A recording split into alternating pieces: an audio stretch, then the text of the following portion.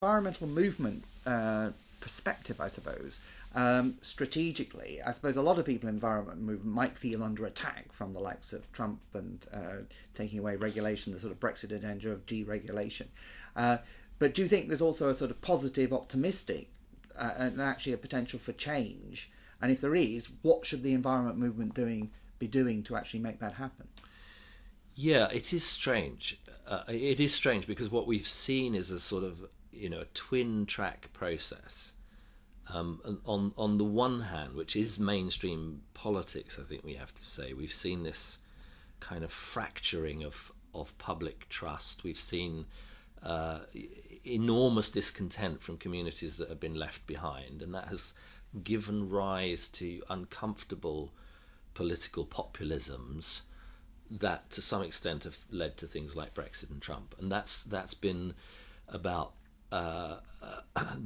to me the failure of an ideological position, both in relation to growth and in relation to the ideology of the market, which have increasingly it's kind of like they've created a kind of brittle society, really, I think, in political and in social terms, and a society in which you can measure the increasing inequality, a society in which you can see long-term underinvestment particularly in the poorest sectors of society, and which is also subject to a renewal of a kind of an ideological strengthening of a very conservative position, which is prepared to basically tell lies in order to exploit what is happening at the more popular level. So the idea that the people who are now leading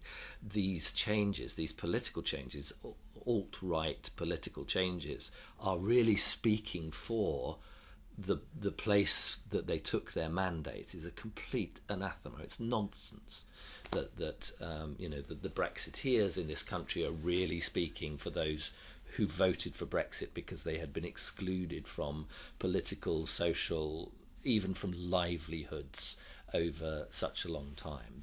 Those people are not speaking for that.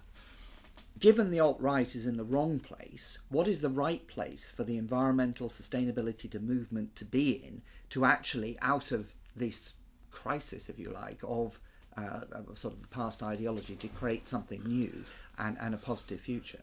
I think the negativity of the analysis through the alt-right is only half of the picture.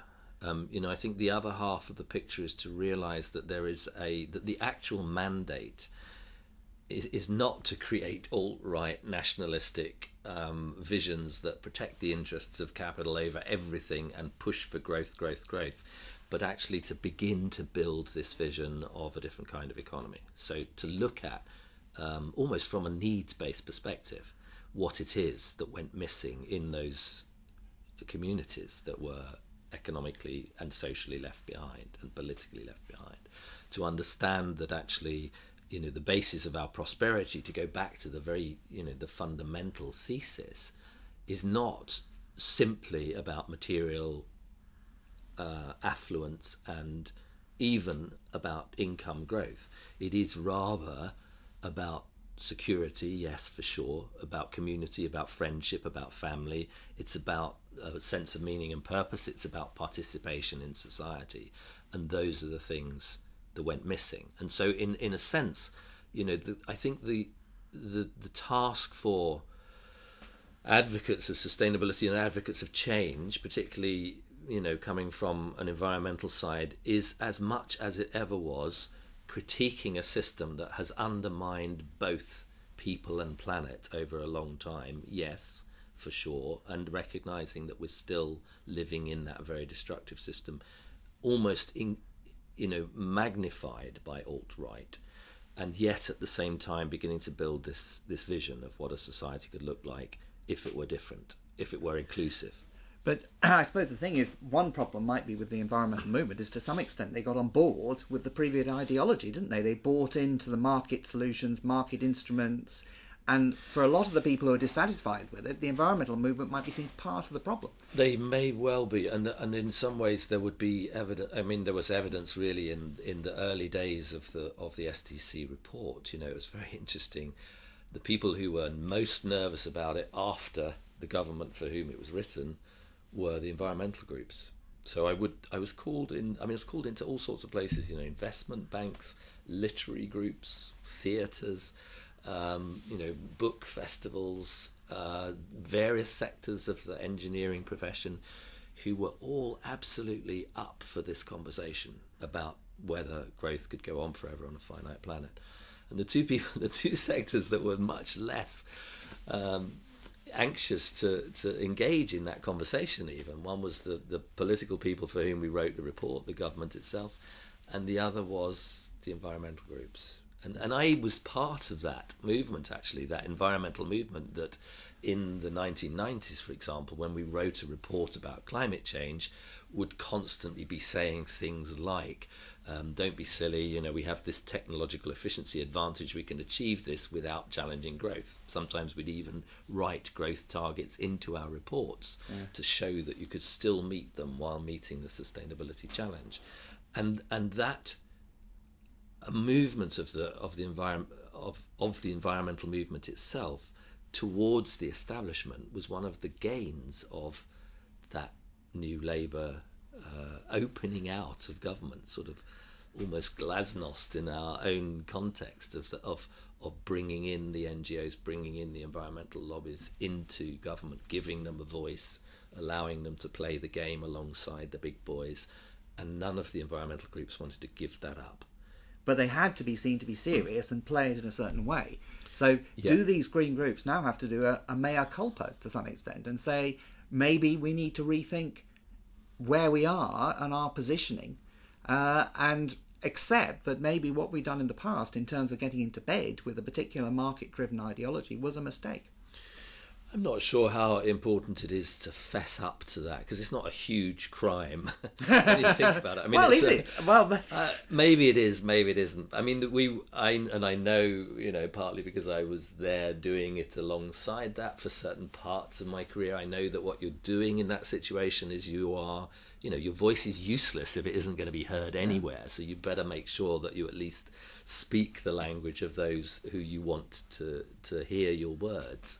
And so, you know, there was an element of necessity in that. But I do think it's time to recognise that dynamic is not always in the best interests of the campaign that you're working towards. And actually the long-term campaign may just be in a different place. And is it the green groups, do you think, taking on that message and actually rethinking where they are, or are they stuck really and just in shock at what's has happened? I think the one good thing really about environmental lobbies, lobby campaigns generally, is that they engage in a lot of self-reflection. So it was slow at first, but actually then I did, you know, sit down with across the board from development campaigners to climate change campaigners to poverty campaigners, and actually, you know, had very constructive conversations about that. And during those conversations, I think what emerged really was those groups recognizing that they were in a difficult position. It's a sort of classic exit versus voice situation. If you take the language from investment, do you just disinvest from something which you think is a crap process or a crap stock, or do you stay engaged so that your voice can be heard and you can make the changes that would make things better, even if they're marginal, I suppose? Well, if then it's a much trickier conversation, because if you can see yourself as making marginal changes, you can still convince yourself that you're doing the right thing. Yeah. I mean, in a way, the easiest one is where you can see, well, we're not even making marginal changes, so we might as well move trash on to the system and do something completely radical, which some people obviously do. Some groups do. And there's the degrowth movement, isn't there, which doesn't seem to be big in the UK, but in Europe seems to be bigger, as far as I understand. Yeah, degrowth was interesting because it kind of came up around about the same time as these conversations, over the same sort of time period, and particularly from continental Europe. it came from slightly different. It came from slightly different sort of, slightly more intellectual basis, actually, in a way. It came from, sort of social sciences, particularly in France and Spain, and then increasingly a little bit, at least a little bit in Germany. It's slightly different in Germany. More critical of an Anglo-American or Anglo-centric neoliberal market in the first place. Yes. And beginning to say, actually, maybe there's a different kind of way of approaching these issues. And what's interesting about the degrowth movement is it has approached many of these issues, although from a slightly different angle, and become a sort of critical voice that's allowed itself to congregate around this degrowth terminology, which is always going to put it in a critical position. Yes. And it's one of the problems of the movement, as well as one of its advantages. Its advantages that it attracts people who are critical to this existing system and therefore want a banner under which to convene. And it's problematic because it becomes incredibly difficult to have a conversation between the concept of degrowth and the concept of an ideologically driven growth-based economics. So finally, do you feel positive overall that there's a movement for change that's possible here, or do you think the forces of reaction are going to be too strong? The forces of reaction are going to be very strong, and there is a possibility for change. And in a way, you never know the outcome of those things until you've engaged in the struggle. And so the question is it worth engaging in the struggle? And to me, the answer to that is always yes, because what's at stake here is actually, not just do we meet our Paris goals, but actually the nature of the society and the nature of the economy that we want to be, and how we see human progress. And ultimately, I think personally for myself, I see human progress as about the betterment of the human spirit, the increase in our creativity, as well as just our ability to flourish and thrive in material terms. And therefore this battle or struggle is a struggle worth engaging in for those reasons. Thank you very much, Tim. Pleasure.